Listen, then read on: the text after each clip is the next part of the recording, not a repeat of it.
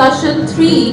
The topic is from .com to everywhere, transforming brands into multi-channel and omni-channel leaders. We already have our key speakers joining in, Yashasvi, but he's an AVP and Head of Partner Marketing from JioCloud and with Jio Platforms Limited. Can we have a big round of applause for him joining for the second time with team at CONFEX? Can we have a big round of applause for Yashasvi? Swapnil Saurav, he's a Senior Manager with Servicenow Software India Private Limited. Can we have a big round of applause for Swapnil? So I will request everyone to settle down as the sessions are still going on. And we have another speaker, Belinda Lim. She's a Regional General Manager, SEABD, the Sandbox. Can we have a big round of applause for Belinda? And we have our another speaker. And we have our last speaker for this session, that is Faith Tang. She's the head of APAC marketing, Watson-Marlow Fluid Technology Solution. It's her birthday, so let's wish her a birthday.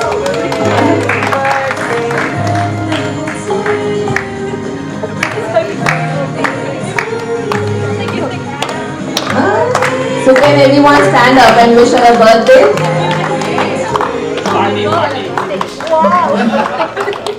So on behalf of DIGITALCONFEX, there's a card from your side. Yeah, sure.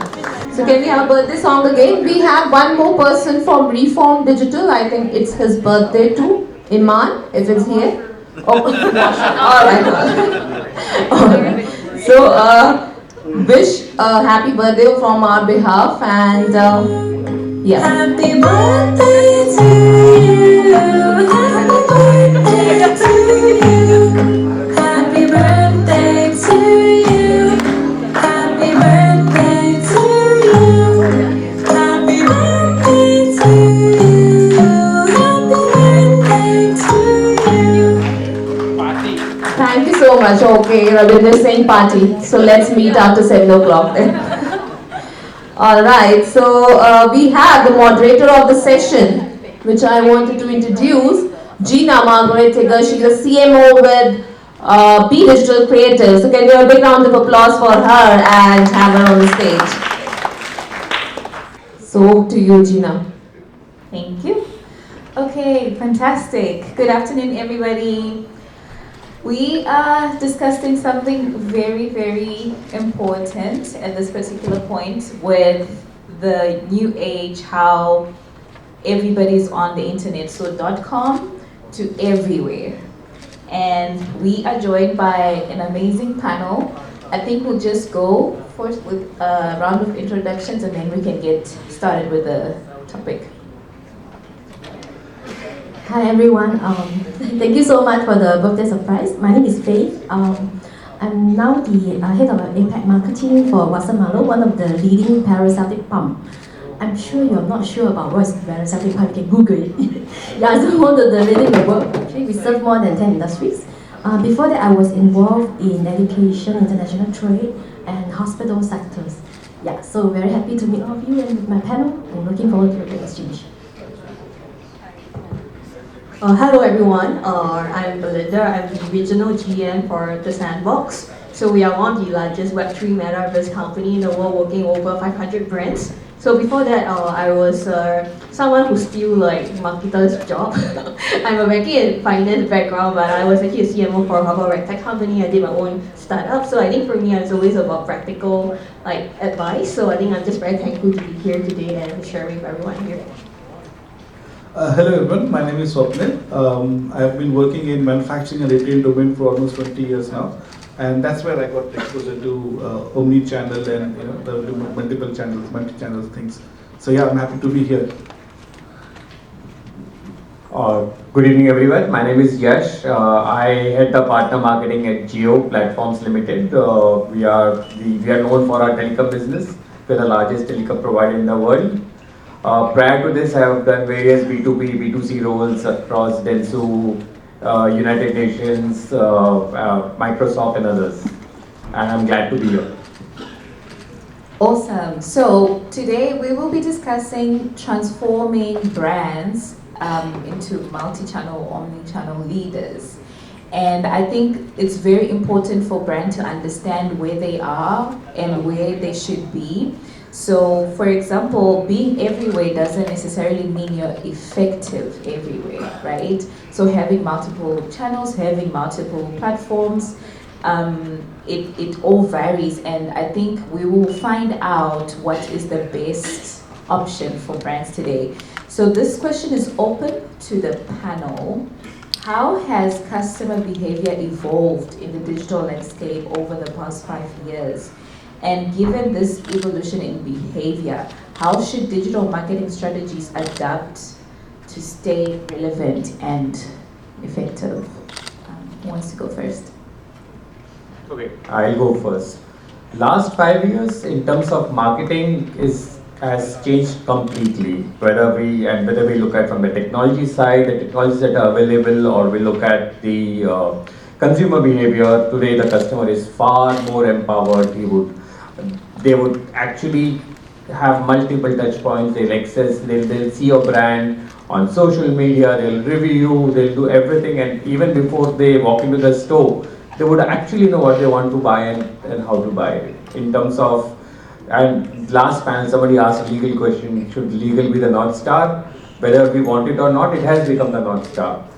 You know, with GDPR coming, with CCNA, with India coming with its own DPDP Act, data protection has become the center of it all, and consumers are now aware of it. So that makes a lot more different again. And last but not the least, it would also, the customer from a normal buying has now become a more experiential buying that they look for, which means as marketing people, especially as digital marketeers, we have to have that experiential buying even online, and that's how the strategy has to evolve, where you have to do, a lot of customizations in terms of using AI. You have to give content that is relevant to them because the customer attention is no longer there. Right. Too much content there. Yeah, I agree. Yeah, I think great point. Actually, you spoke about technology, people, and I would like to add to what you said. I totally agree with what you said. What I think is, first of all, like 5 years actually looks like 20 years, right? The way things have been moving, right? It's very hard to imagine what will happen after 5 years. But if you look at last 5 years, the content or the customers have moved from, I would say, your desktop to mobile, right? Now you talk about any business, it's hard to believe that they will not have a mobile app. Right? So customers have come to mobile app. It has become easier in terms of IT and the marketeers to capture those data. Right? I think we had the morning some discussion around it, but the moment you install the app, you are giving permission to the owners of the app to use your data. So the things have changed in that way perspective. Now, if you talk about social media, which was more of a discovery platform, has become a point of sale. Right? It has become a retail channel itself. Right? These days, you have people making or selling things on mobile in social media. Right? You have Facebook and others selling product. You have people coming on Facebook to sell products. You have Facebook stores and things like that. So it has become a point of sale. People have moved from a physical store, even from e-commerce, to more of a social media store. Now again, if you talk about shorter span and things like that, so you have very limited opportunity to sell. So what happens, I think what is happening now is, as a marketeers, we are not looking at a post or as the campaign as one single campaign. You need to look at it as a building a community, so that your audience, your consumer, your customers should come back to you again and again. So you are trying to build a community, and that's why I think you have followers and things like that, which is actually making this platform bigger. If you look at advertisement itself, right? Maybe 10 years back, 5 years back, people spent more money on movie stars, right, or sports stars and things like that. But now you see a lot of money going into the influencers. Yes. People who are on mobiles. Yes. Right? And it's hard to see any good content on mobile without any sponsors. Yeah. Right? So things have changed. Okay, it's getting smaller in the sense in terms of like we had a big newspaper to now small 4-screen, 6-screen screens, mobile phones. And that takes us to our next question, which is open to the panel as well. How is your brand coping in this omni-channel world? How, maybe you could share some strategies that your brand is applying to make sure they are capturing all of their audience across board. I wanted to answer the first question, but I can't answer the second question. Alright, I just wanted to say, like, being a marketer these days is so hard. Like, finding your target audience is like playing Pokemon Go. You're just trying to find where they are. Yeah. Like, and it's not just one time. You have to like catch them and evolve them into like someone who will buy. So I think to me that's the part of omnichannel where it's very fun because there's so many channels and there's no one right answer. I think the idea is really to find your target audience, being able to find that where they are, and also constantly engage with them throughout different channels. So I think on my company we do work with a lot of brands, and in fact because we are a bit of a gamification platform, so a lot of them actually treat us as another like arena to engage with their clients. So I think that's the part that, like, in today's world, I think the first question we need to ask ourselves is what's our target audience, right? And I think it's not like previously, last time you can be that, follow my Facebook page and then you are now my captive audience. Now they just follow you for the sake of this free gift, and then they ignore you, and then you get the engagement only like 1 second. So I think the question is also like, how do we engage deeply? And I think for me, it's more of like we use gamification. So like generally a lot of brands work with us to create a mini game. Like in Singapore, we work with Charles & Keith.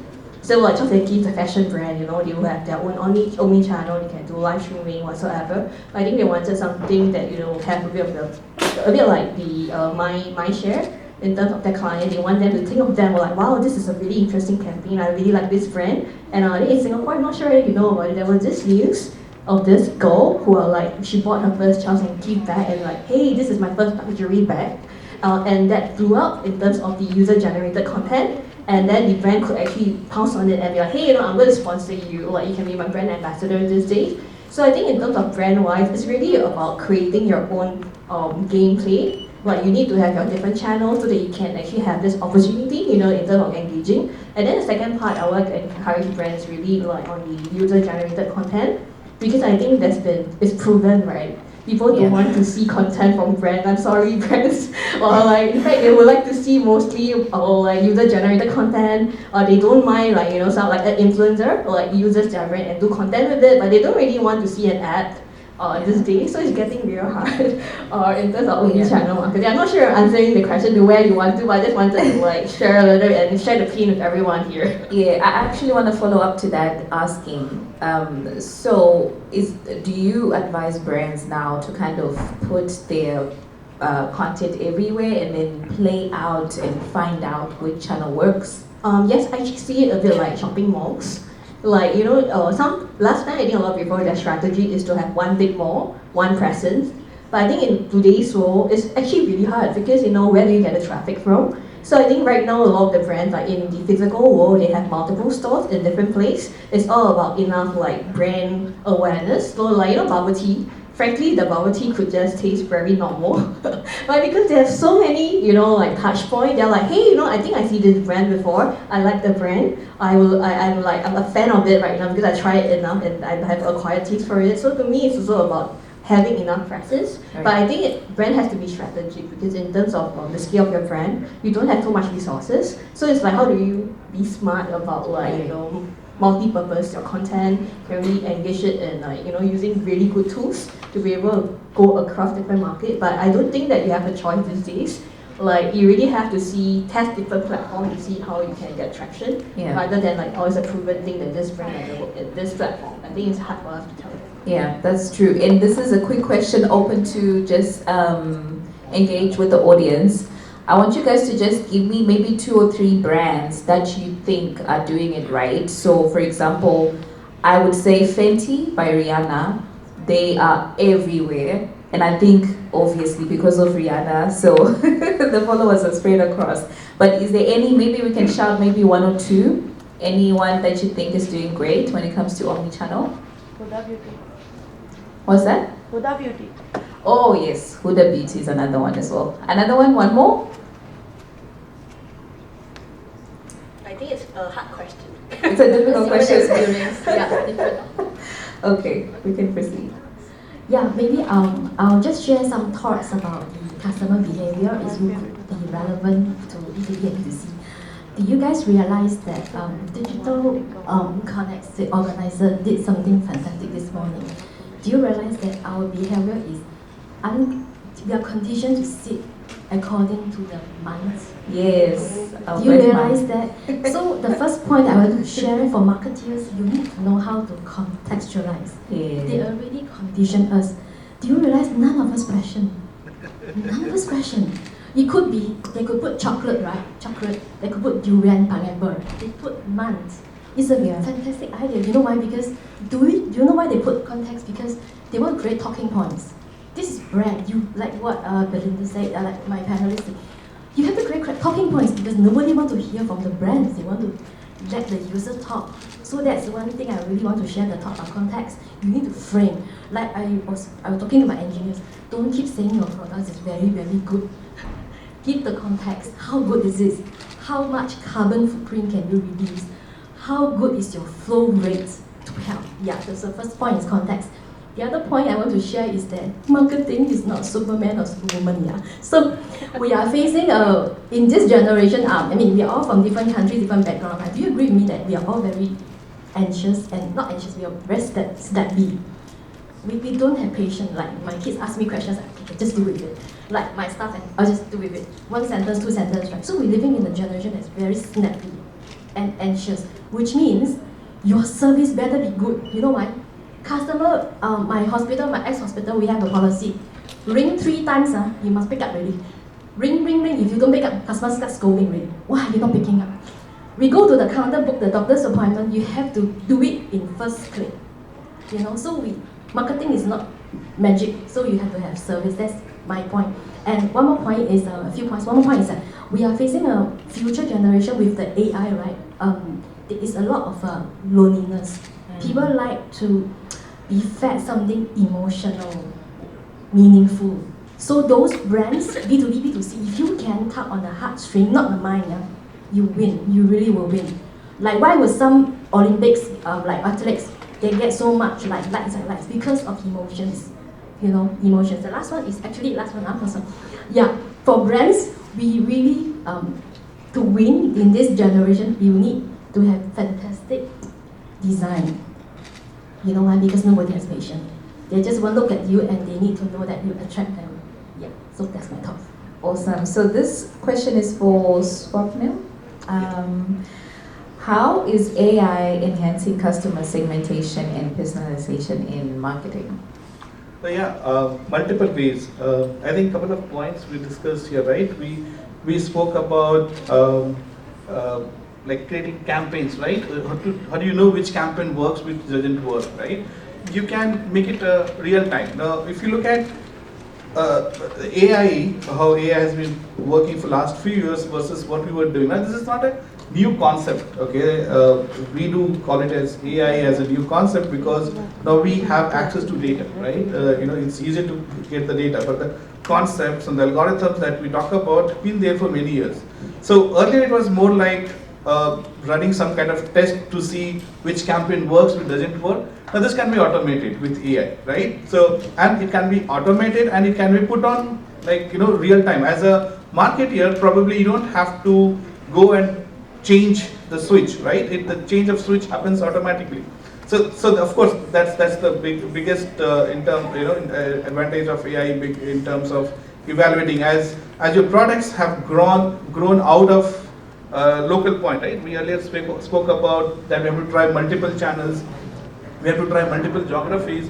With internet, it's you know, it's kind of we've got the power to go beyond our regular region. You can be sitting here but selling across the world. So how do you make sure that you gather all those tons of data, GBs of data, and be able to process, right? So that's one. Personalization, I think every speaker has spoken about it, so why should I be not speaking about it, right? And I'm sure all of you must be using any kind of, you know, e-commerce platform or you know, your app. Now, if you open the same platform, let's say Amazon, for example, if you compare your Amazon screen with mine, okay, just the login, they're different. Okay, so it's not like a website where you log in and you see same page, either you log in or I log in. Based on our logins, these companies, they are trying to give a product which I might want to buy, right? And that's the whole objective of creating AI. It's about saving our time, right? Now let's see if I buy a shirt. I want to buy a shirt. I go to Amazon.com and I put in my, like I say I want to buy a shirt. It has to give me the shirt which I would want to buy in, let's say, first 2-3 pages, right? If my favorite shirt comes on 10th page, I'm not going to click next to go to the 10th page to get the data. So AI, with getting data from various platforms, various sources, it is trying to understand what kind of shirt I might like in terms of price range. It could be in terms of fabric, it could be in terms of color, right? Design. All these are fed in without our knowledge. And sometimes you see, oh, okay, this first choice itself is, no, it's difficult to get the first choice, but probably on first page somewhere down the line you will see favorite shirt of your choice. Now Amazon has to do it because it has to sell, right? And if they don't, right, we probably visit 2-3 pages and then switch to different app or probably walk down to nearest store to buy the shirt. Yeah. So it's easier in terms of offline store where you can actually talk to customer and then give them personalized offering. But in online e-commerce platform, it was very difficult. Without they talking to, they have to understand what you want. Yeah. So again, this is one great example of AI. The main objective of AI is to make prediction, right? To have a predictive offerings for you. So it's not about what happened. It's about what will happen. Right? If there's a certain trend, okay, what would that trend mean for the business, right? Would it mean that you have to push a lot of products in that location, or you to probably pull out some products from there? There is an interesting video which I just while talking remembered on YouTube, and it came 7-8 years back. It's not that it came in last 2 years or so. Amazon posted the title of the video is "Yesterday Shipping." So what happens? It's a funny video, but it actually conveys a lot of things. This guy opens the door, there's a guy, with delivery. He says he ordered the shoes from Amazon. He said, no, I never ordered any shoes. He said, no, you're going to order next hour, right? So it's like you're going to order next hour and here is your shoes, before you could order. So that's the kind of, domain we're getting into, where, the business is using AI to make prediction and increase their sales. Yeah, I agree. And I think it kind of sets a pace to say, you have to be everywhere, and as you are everywhere, your content also needs to be engaging and attractive to the customers. Yes. Yeah. So Belinda, as brands evolve, right, from Web 2 to Web 3, how do you see virtual experiences like the Sandbox conflicting with traditional e-commerce and retail channels? Do you kind of see that working for everybody? People actually competing on Sandbox as a channel. Thank you for the question. I think in case anyone don't know about Sandbox, we are actually a metaverse company. In fact, I think that we are a bit like YouTube for our games in a way. So imagine Roblox, but with our ability to create our own games on top of it. So when brands work with us, typically they create what we call an experience. Generally speaking, I would say that the world today is not so much about selling. Because if you're looking at selling, the live stream platform as well as maybe the Shopee, Lazada would be probably the end point. So I think what we are really good at is probably the community building portion. So globally we have about 6 million users. And these users, I don't know really, a lot of you, if you have kids, you know that they're on Roblox whole day. Yeah. It's a pain to be stop playing Roblox and then listen to me, stop it, don't do it during eating and stuff like that. So what we see is that gaming is going to be one of the key way of engagement. In Singapore, I think we have a couple of brands that is coming in already. In terms of I know Changi Airport did it on Roblox, and then we have a couple of brands on that with DBS Bank as has one championship. So the point I think is where I think it's really right. It's not about campaign, it's all about this whole entire journey of being able to engage your audience deeply and building loyalty. So I think that's where we are pretty good in terms of like, hey, you know, we are this really cool part that we all can gather in this experience, we can play games together, and then like, hey, you know, I feel like I'm connected to the brand, and then from that, in other channels, we can retarget them and then ask them to buy. But I would say that this is still not the best time in terms of like, even Charles and Keith, we are on the third edition of the game. So it's not like, oh, you know, I'm gonna sell, but what we can do is like, for example, you play the experience, you can get a free NFT, and then with this NFT, I can elevate like a community whereby, you know, you can get special privilege. So I would say that that would be a better journey than rather like sell, because I really don't think that selling is the ideal portion right now these days. So, and this is the reason why we're also working with typically the top, like, I would say premium focused brands like Gucci and stuff like that. Because if you know like a lot of these luxury brands, their target audience is only 1%. Who will spend on them, but they need that 99% to be like, hey, you know, interested and aspire towards the 1%. So I think this is where like, I think that looking at the marketing funnel, we are probably the brand awareness portion, and it allows you to really capture a group audience that you wouldn't be able to. Yeah. So like typically, if you look at 3 seconds, like who really cares about that ad flowing through everything? But with us, the engagement typically about 20 minutes. So this 20 minutes could be, if you have multiple experience and like if you have different kind of game, you're actually engaging them way deeper than anything that we can do. And recently we launched a campaign with AirAsia. So interestingly, we've gotten about 1 million impressions through the whole entire campaign. But of this 1 million impression, actually majority of it, the unique users, only about 25,000 of it. But they are really happy because they understand like it's not about just marketing KPI at the moment, you know, like, hey, how many impressions? It's about the depth of engagement. Yeah. So I feel like even for us marketers, it's about what is the right KPI these days. Right. And for a lot of management here, I think it's time to think. Don't force your marketers to give you the same KPI if it doesn't work anymore in today's world. So I think that's the part that I would say that really need that patience on brand. Understanding this is a long journey. You're getting ready, like imagine this is social media early days. You're getting ready for the boom, but it can't be like, oh, when it boom, then I come in, because by then it's so saturated, you don't even have the chance to fight the battlefield. Yeah, I agree.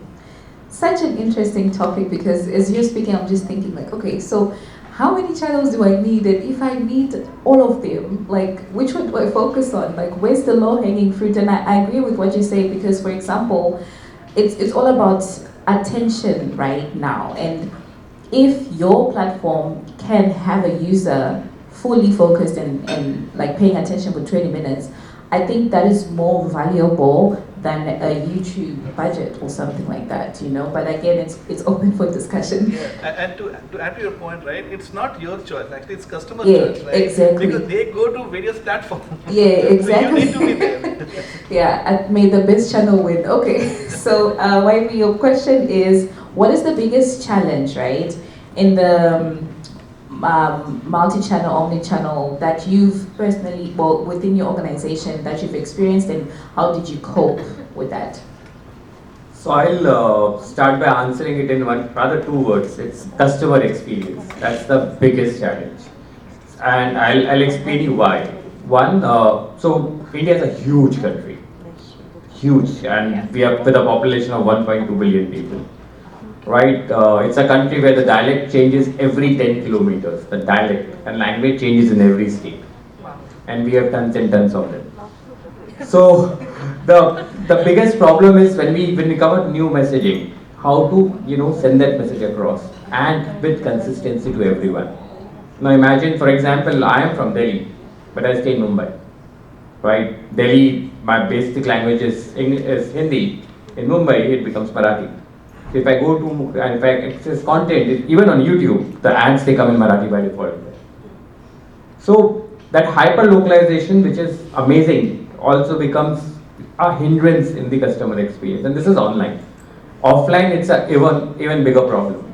We are a company which boasts about one sales guy in every pin code of India. Okay, and then we have these geo centers which covers every state, every town across the country. Now, when we are coming up anything new, how do we send it? How does it percolate down to that last guy who is interacting with the customer, whether digitally or non-digitally? That's the biggest problem we have, and that's the customer experience problem that we face day in and day out. And not only that, people work in silos. When people think about Jio, they think as one company. In fact, Jio is multiple companies. The IoT is a different division. Jio Platforms Limited, which has the cloud, is a different division. The company which sells the telecom wing is a company with RGI, Reliance Jio Infocom Limited. It's a different company altogether. So people think it is one Jio, but we have to. The message has to be consistent. The message cannot be different. The branding cannot be different. Yeah. Okay, and how do we cope up with it? That was the second part, right? So what we do is we use a lot of technology. We have deployed the best of CRM softwares. We keep the messaging consistent. For example, if somebody from say Mumbai walks into a store in Hyderabad and asks, the moment the guy keys in his number in the app, he knows that this guy does not speak Telugu. And they would then react accordingly. And it took us a while to get there. Wow. And imagine, we were the last entrant in the telecom sector in India. And we are now the largest telecom provider in the world. And we did by getting one thing right. We created a new market. We went to the tier 2, tier 3 people who were not getting access to mobile. But which means the customer experience for us becomes even more important. Wow, amazing. All right, so I have one more question that is directly to you, Faith, and one more for the panel. Then I'll open to the floor. So Faith, given your diverse industry background, what would you say are the key points for B2B and B2C to thrive in the multi-channel, omni-channel? Okay. Before that, I think we are almost close, ending the sessions, right? So I would like us to do something. I have someone that, have you heard of Mobius Street? Do you know what is it? Okay, this is, every one of you, you have a paper, anyone you can do, every table, just maybe one person do, you just make a rectangle, you twist it half and you take both the beginning and the end. That is a Mobius Street. You can just try for it, then I'll explain how it works for B2B and B2C. Just try it. Mobius Street. It's a mathematical wonder. So everyone take out rectangle one street, just get a piece of paper. Anyone from the table can try. Someone from the organizer is helping with the tape. You just get one street. You twist it halfway and you take both the beginning and the end, like this. Can you see? Mobius Street. Twist half and take the beginning and the end. No, don't twist so much. Twist half only. Just half twist to make the end. This is a campaign. Half twist. Half twist. Okay, Mobius Street, right, is actually summarizes what we need to do for B2B and B2C. Okay, this is actually one dimension. It's one seamless. Can you see? Summarize the panelists. Customer journey. We cannot afford to make them feel like these corners. They have to feel the same. So called seamless. And the other thing, this Mobius Street also address the point of consistency. Because my brand, we have about 60 markets, and I'm taking about 13 countries. I have a headache, the translation, how my salespeople talk, I have to train. So marketing is not just selling, because I have to train the operation. And I have to make sure the online, offline all the same, Like my customer, now all my customers are like police. Hey, your online sale got promotion, How come your sales team say no promotion, So consistency, because it has to be consistent. And the third concept is metrics. I like what Belinda and my panelists say, right? You need to have a measurement, right? Like, don't stress the marketing people. Okay, so some metrics will help for B2B and B2C. Whoever done it, this is your Mobius Street. Okay, the last, and the fourth point is twist. Remember, I didn't say full twist, half twist. In all your B2B, B2C, you have to have a twist. No twist, no customer. Seriously, because everybody looks the same. Who is going to visit your store? Like my palm, right? We actually twist a little bit, so I'm going to launch it. We twist the color and we twist the texture. So a little twist, so we all can dance. Half twist. And the final point is, you notice the beginning and the end, right? It's all connect together. So the purpose of B2B and B2C, we cannot just do it for the sake of doing it. You have to. Yeah, you have to connect. Yeah, you can, like what all my panelists said, actually, it's a journey. You know, you don't expect miracles. Like today, I invest 10,000 and I expect immediate purchase. No way, man. It's a community, it will grow. So it's a journey. Yeah. Yeah, the 5 points. So you can have your movie strip, whoever get it. Yeah, just remember this. Yeah, B2B and B2C movie strip. Thank you so much, Faith. Okay, so one more question to the panel. You can just give like a short response and then we open to the audience. So what advice would you give a brand or an organization for omnichannel, multi-channel? Just like a very short, maybe 3-4 words. According to me, I'll see consistency in whatever you're doing, and I agree with Faith, the twist. Something new, people want to see a content which is more customized to them while having consistency. I know that they sound contradictory to each other, but that's what we have to reach. Yeah. Yeah, and I agree, right? I think the same thing. So it's like if you want to accelerate your business, you have to understand what customer wants, right? So customers should perceive you as same brand across different platforms, different organization, but you have to understand customer because each customer is different. So the twist is that each customer is different. You have to perceive each customer differently, but customer has to perceive each of your platform, each of your offerings as same. So, right? That's what probably you're talking about, the loop, right? Yeah. You know, that's the loop, and the twist is that for you, everybody is different. Yeah, that's what I want to say. I'm going to give a weird answer, like hire really good people. Because these days marketing is like you need someone who is creative and then yet like being able to be very logical in terms of what you need to do. So I think that is really about being able to do a lot of critical thinking these days. It's no longer just brand campaign, you know, kind of thing. It's really having a very strategic, critical thinking. So finding really good talent, I think that is actually a ways to really secure this talent. I think that would be something all the leaders should really keep in mind. I agree with that 100%. That's a good one. Yeah, I think for me, right, for us, marketing is really a very exciting job because every day is so complex and so creative, right? Just 3 points. I feel that to really thrive and to do well, the first thing is actually to find your context, like what it's just now framing. Yeah, it is. You just have to constantly think of how to frame, because every framing will determine the success rate of your campaign. If you don't frame well, gone. Because you don't frame well, it's no effect at all. We already know.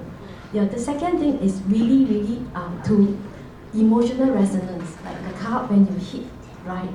Does it touch any of the heart? If not, just don't do it. Even if your boss says to do it, don't do it because it means nothing to nobody. You know, sometimes you look at all the soap opera, right? You already know the ending, you just switch it off, right? So you have to have some emotion content, yeah. The third one is please close the loop. Sometimes marketing are very enthusiastic and then we forget about the ending, right? So we have to close the loop, yeah, beginning and the end. Yeah, that's all. Thank you so much. So the floor, if we have any questions for our panel. All right, so we can take one question. Anyone?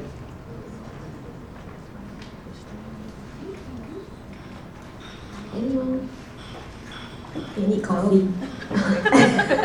Actually, so one key takeaway from each one of you, like one word for this session. Gina. Interesting. Connect. I think it's really like many because there's a lot of channels. One word I would say this transform. Right? It's going to transform your business, Absolutely. the way you connect with customers, the way customer connects with you. And on top of that, I'll say measure the outcome. Okay. Close the loop. All right, so can we have a big round of applause for a wonderful panel discussion from .com to everywhere. I will request all the speakers to come forward for a group fee. So.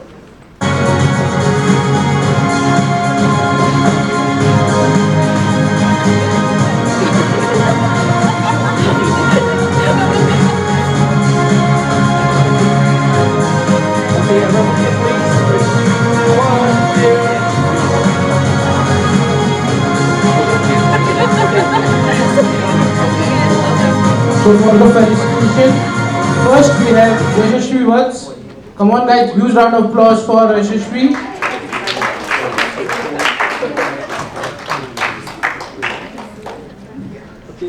please. Ready, 3, 2, 1. Okay. So next we have Swapnil, Saurav. Come on guys, huge round of applause for Swapnil. Okay, ready, 3, 2, 1. Okay. So next we have Faith Tang. Birthday girl. Come on guys, huge round of applause for birthday girl Faith. Okay. So next we have Belinda Lim. Come on guys, huge round of applause for Belinda.